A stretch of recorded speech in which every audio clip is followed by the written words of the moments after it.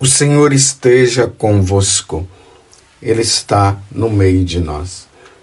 Proclamação do Evangelho de Jesus Cristo, segundo Marcos. Glória a vós, Senhor. Alguns dias depois, Jesus entrou de novo em Cafarnaum. Logo se espalhou a notícia de que ele estava em casa. E reuniram-se ali tantas pessoas que já não havia lugar nem mesmo diante da porta. E Jesus anunciava-lhes a palavra. Trouxeram-lhe então um paralítico, carregado por 4 homens. Mas não conseguindo chegar até Jesus por causa da multidão, abriram então o teto, bem em cima do lugar onde ele se encontrava. Por essa abertura, desceram a cama em que o paralítico estava deitado. Quando viu a fé daqueles homens, Jesus disse ao paralítico: Filho, os teus pecados estão perdoados. Ora, alguns mestres da lei que estavam ali sentados refletiam em seus corações: como este homem pode falar assim? Ele está blasfemando. E ninguém pode perdoar pecados a não ser Deus. Jesus percebeu logo o que eles estavam pensando no seu íntimo e disse: Por que pensais assim em vossos corações? O que é mais fácil? Dizer ao paralítico: os teus pecados estão perdoados? Ou dizer: levanta-te, pega a tua cama e anda? Pois bem, para que saibais que o Filho do Homem tem na terra poder de perdoar pecados, disse ele ao paralítico: eu te ordeno, levanta-te, pega a tua cama e vai para a tua casa. O paralítico então se levantou e, carregando a sua cama, saiu diante de todos. E ficaram todos admirados e louvavam a Deus, dizendo: nunca vimos uma coisa assim. Palavra da salvação. Glória a vós, Senhor. Meus irmãos e minhas irmãs, continuamos neste caminho com nosso Senhor Jesus Cristo, em especial vendo Marcos nos apresentando Jesus. Esse Jesus que está numa atividade constante, liberta, exorciza, cura as pessoas, prega, vamos para as aldeias, entra na casa da sogra de Pedro, sai da casa da sogra de Pedro, vai ali para a sinagoga que é vizinha, volta de novo nessa atividade. Tendo alguns momentos que ele para à noite, vai dormir, depois acorda de madrugada para poder rezar. Ontem nós tivemos a oportunidade de ver Jesus curando um leproso. Hoje, um paralítico. Diante da multidão que estava ali, agora ele na casa da sogra de Pedro, não tinha lugar para entrar. Os 4 homens que levavam aquele paralítico resolveram colocá-lo por cima do teto da casa e leva e coloca aquele homem ali, naquela maca, deitado, sem se mover direito. Colocam ele diante de Jesus.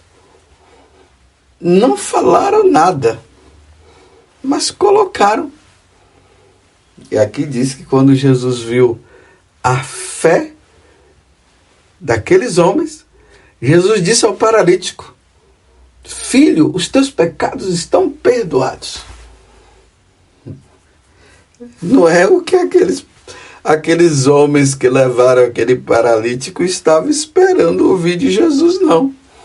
Nem a multidão que estava acompanhando, vendo Jesus curando, vendo Jesus libertando. Em nenhum momento Jesus tinha dito: os teus pecados estão perdoados. E aqui entra um detalhe, meus irmãos. Percebam que aquela multidão está vendo a pessoa de Jesus, mas o filho do carpinteiro, não Jesus Deus.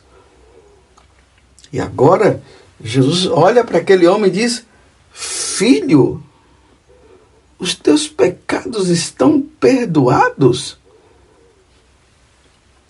Uma admiração por parte das pessoas. Jesus pegou todos de surpresa.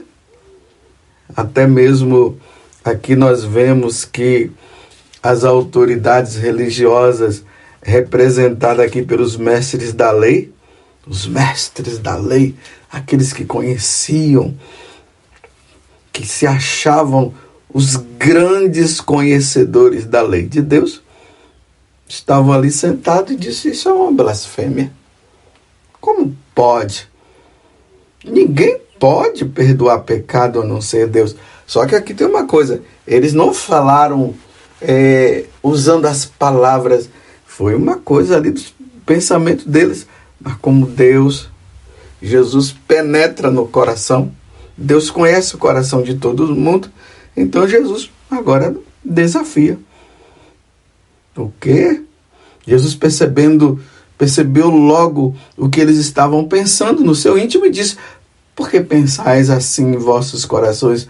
O que é mais fácil? Dizer ao paralítico: os teus pecados estão perdoados? Ou dizer: levanta-te, pega a tua cama e anda? Pois bem, para que saibais que o Filho do Homem tem na terra o poder de perdoar pecados, disse ele ao paralítico: eu te ordeno, levanta-te, pega a tua cama e vai para a tua casa. E o paralítico então se levantou, carregando a sua cama, saiu diante de todos e ficaram todos admirados e louvando a Deus, dizendo: nunca vimos coisa assim. O povão é assim, o povão é desse jeito. O povo se anima, o povo se alegra. Mesmo que eles não estivessem ali crendo que Jesus é Deus, mas estavam admirados. Como pode? Que coisa maravilhosa. Esse homem, ele usa uma autoridade que ninguém tem. Como? Chegou lá e mandou o paralítico levantar, e o paralítico levantou mesmo. Olha lá, povão. Mas as autoridades religiosas estavam preocupadas. Mesmo Jesus provando, porque ali Jesus provou que ele é Deus. Porque eles estavam duvidando, dizendo que Jesus estava blasfemando, e Jesus provou naquele momento que ele é Deus. Então ele pode sim perdoar pecado. Estamos diante daquele que pode perdoar os nossos pecados. Jesus Cristo. Só Jesus pode perdoar os nossos pecados. Mais ninguém. Olha bem o que eu estou dizendo. Só Jesus pode perdoar os pecados, porque ele é Deus. Claro, aqui eu tenho que especificar mais, né? A Santíssima Trindade perdoa os nossos pecados. Mas na pessoa de Jesus, é na pessoa de Jesus que isso acontece. Ele veio para perdoar os nossos pecados e ele provou que ele pode fazer isso. Para vocês verem que o Filho do Homem tem poder de perdoar os pecados, então qual é o mais fácil? Então eu digo para esse homem: levanta e anda. E o homem levantou. Nosso Senhor. Meus irmãos, é muito interessante aquilo que eu sempre falo com vocês. Eu fico admirado com esse evangelho, porque A preocupação de Jesus não foi com a cura física daquele homem, mas foi com a cura espiritual. Porque aquele homem, ele não estava necessitando da cura física. Ele estava precisando da cura espiritual. Aquele homem poderia se perder para sempre numa cadeira de rodas. Você está entendendo? Numa cadeira de rodas, aquele homem poderia perder a salvação. E como Jesus é Deus, ele não se preocupou com a cura física, ele se preocupou em perdoar o pecado daquele homem. Então aqui tem um grande ensinamento. Entre a cura física, que é importante, e a cura espiritual, Deus vai sempre preferir a cura espiritual. Deus quer o perdão dos pecados. Até mesmo, meus irmãos, uma pessoa numa cadeira de rodas poderá ser condenada se ela não levar uma vida em Deus. Nós que somos sacerdotes e atendemos confissão, nós entendemos muito bem isso. Quantas vezes ali no confessionário entra uma pessoa que é cega, entra uma pessoa sentada numa cadeira de rodas, né? Talvez ali na sala onde os penitentes estão esperando para confessar. Os penitentes podem até olhar, né? Vendo, quer seja uma pessoa paralítica, ou uma pessoa até mesmo cega, e diz assim, mas que pecados aquelas pessoas podem ter para estar aqui se confessando? Aquele dali é cego, aquele outro lá é paralítico. Como? Não se enganem, meus irmãos. Porque nós, sacerdotes, ouvimos coisas que vocês nem acreditam. Uma pessoa numa cadeira de rodas pode até ser uma assassina, ela pode até ter matado uma outra pessoa. Uma pessoa cega pode até ter feito um grande mal. Não sei se vocês estão entendendo o que eu estou dizendo. Eu não sei que tipo de pecado aquele paralítico tinha. Eu só sei que quando Jesus olhou para ele, Jesus disse, filho, os teus pecados estão perdoados. Por que Jesus não disse logo, levanta-te e anda? Não, alguém pode dizer assim, não, é que Jesus queria provar que ele é Deus, então ele fez toda aquela encenação para os fariseus pensarem, os doutores da lei, no caso, pensarem desse jeito, para depois ele curar fisicamente o homem. Não, meus irmãos, não foi. Não foi. Aquele paralítico estava precisando ser perdoado dos pecados para não perder a alma dele. Aqui na carta aos Hebreus, que nós estamos vendo também na liturgia, Hebreus capítulo 4, do versículo 1 ao 5, depois versículo 11. Começa dizendo assim, irmãos, tenhamos cuidado, enquanto nos é oferecida a oportunidade de entrar no repouso de Deus, não aconteça que alguém de vós fique para trás. Então, para quem está lendo a carta aos Hebreus aqui na liturgia da missa, ou você pode também ler, você vai perceber que o autor da carta aos Hebreus, ele está se referindo ao povo que foi liberto do faraó, povo hebreu que estava no Egito, e Moisés foi enviado para libertá-los. Eles foram libertados, eles passaram pela água, ou seja, pelo mar, a pé enxuto, porque o mar se abriu e eles viram o poder de Deus. O faraó estava vindo atrás dele para destruí-los, e no momento certo eles passaram, e o faraó junto com os outros foi passar e foram engolidos pelo mar. E eles viram o prodígio de Deus. Eles entraram no deserto. Quando eles tiveram sede, embora eles murmurassem, Deus deu água. Eles tiveram fome, Deus deu comida para eles, deu o maná do céu. Mas aquele povo era um povo de cabeça dura. Chegou o ponto deles até sentir saudade das cebolas do Egito. Que o significado aqui é esse.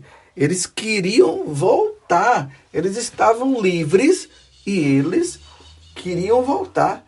E aí, ontem nós vimos, né, a carta aos Hebreus e também o Salmo que dizia: olha, se vocês ouvir a voz do Senhor, não endureçais o seu coração. Não endureça seu coração, para não ficar para trás. Aí agora ele está complementando. Tenhamos cuidado, enquanto nos é oferecida a oportunidade, porque Deus está dando todos os dias a oportunidade para nós entrarmos no repouso, ou seja, para nós entrarmos no céu. Porque aquele povo que saiu do Egito, a grande maioria não entrou na terra prometida, não. Eles não entraram. Até Moisés não entrou. Então é um alerta que Deus está nos dando. Deus todos os dias nos dá a oportunidade. Aí no evangelho de hoje nós vimos a oportunidade daquele paralítico. Ele foi levado pelos amigos dele e, chegando lá, Jesus perdoou os pecados dele. Que pecado será que aquele paralítico estava, meu Deus do céu? Só Jesus sabe, porque Jesus penetrou no coração dele e viu. E ele também, né? Provavelmente, o paralítico sabia e Jesus sabia. E ali perdoou. Será que ele era do tipo que estava blasfemando, estava ali dizendo que Deus era culpado de ele estar ali em cima daquela cadeira e Deus não o tirava? Não sei. E qual outro tipo de pecado que ele poderia ter praticado? Eu não sei. Eu só sei que Jesus olhou para ele e foi a oportunidade e ele foi perdoado dos pecados dele. Não existe coisa, ou melhor, não existe palavra mais importante na face da terra do que essa. Os teus pecados estão perdoados. É lamentável que hoje em dia nós ainda encontramos pessoas que nunca se confessou. Pessoas católicas. Aqui, se tem gente de outras religiões, não acreditam na confissão, no sacramento da confissão, isso é problema deles. A oportunidade Deus vai dando. Esperemos que um dia eles se convertam e entendam isso. Mas nós católicos que passamos pela catequese e tudo, pessoas com 30, 40 anos que não confessam e estão com aquela mentalidade protestantizada, dizendo assim: eu vou me confessar com os homens. Olha, leia lá o Evangelho de São João, no capítulo 20. Quando Jesus ressuscita, ele entra ali no cenáculo e fala para os apóstolos. Sopra, eles recebem o Espírito Santo. Jesus diz: a paz esteja convosco. E depois Jesus diz: aqueles a quem perdoardes os pecados, serão perdoados. Aqueles que vocês retiverdes, serão retidos.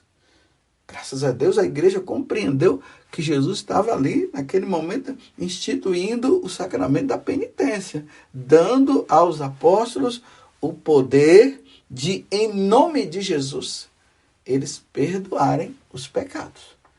Tanto que hoje, vocês notam que no início da homilia, eu frisei bem, quem perdoa os pecados é Jesus.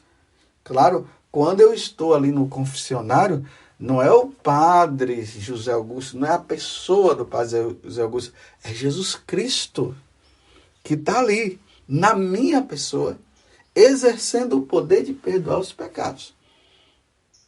Tanto que nós, na oração da absolvição, a gente encerra dizendo: eu te perdoo em nome do Pai, do Filho e do Espírito Santo. Eu te absolvo em nome do Pai e do Filho e do Espírito Santo, que é a pessoa de Jesus que está naquele sacerdote. Nós cremos nisso. Quem não quer acreditar e ficar com essas historinhas, é um homem, é um pecador, meu filho, você está colocando em perigo sua salvação. Não entre nessa história de protestante. Nós somos católicos. Isso nós trazemos de nosso Senhor Jesus Cristo. Ele falou isso para os apóstolos e nós cremos. E é preciso que creiamos. Não coloque a sua salvação em perigo. Então, voltemos à carta aos Hebreus. Tenhamos cuidado. Enquanto nos é oferecido a oportunidade de entrar no repouso de Deus. Essa oportunidade que Deus está dando para nós entrarmos no céu. Não aconteça que algum de vós fique para trás. E aí ele vai mostrando depois que teve pessoas que, muitos daqueles hebreus, não entraram na terra prometida. Eles endureceram o coração, eles não entraram. E Deus dá a oportunidade a todos. Você compreende? Vamos levar uma vida santa. Você não quer confessar? Não, né? Então, seja santo. Então, tenha uma vida santa. Para você não confessar os seus pecados diante de um sacerdote, você tem que ter o naipe de Nossa Senhora. Nossa Senhora foi concebida sem pecado e ela não teve pecado, não. Eu não vou nem falar de Jesus. Estou falando de Nossa Senhora. Você tem que ser do naipe de Nossa Senhora. Então você tem que ter sido concebido sem pecado para você não confessar. Então se você não quer confessar, é porque você não tem pecado. Você não tem? Eu tenho, mas não vou confessar com um sacerdote que é um homem pecador. Então você está indo contra a vontade de Deus. A oportunidade Deus está dando. Depois, diga que eu não avisei. Então eu tenho plena consciência que eu estou falando para você aqui, que nós precisamos nos confessar, porque nós somos pecadores. E nós precisamos buscar um sacerdote para nós sermos absolvidos. Mas eu procurei esse padre, ele não quis. Olha, não existe só um padre na face da terra, não. Procure. Se você tivesse com câncer e em estágio avançado, e você tivesse ido nesse determinado aí médico, e o médico não tivesse, vamos supor, não quisesse te receber ou te atender, você iria buscar outro. E se aquele outro também não desse certo, você iria buscar o outro. E assim por diante. Porque você não iria querer morrer. Então, se você quer ir para o céu, se você não quer ter a morte eterna, que é a condenação eterna, então, olha, busque, procure, você vai encontrar. Louvado seja nosso Senhor Jesus Cristo, para sempre seja louvado, e a nossa Mãe Maria Santíssima.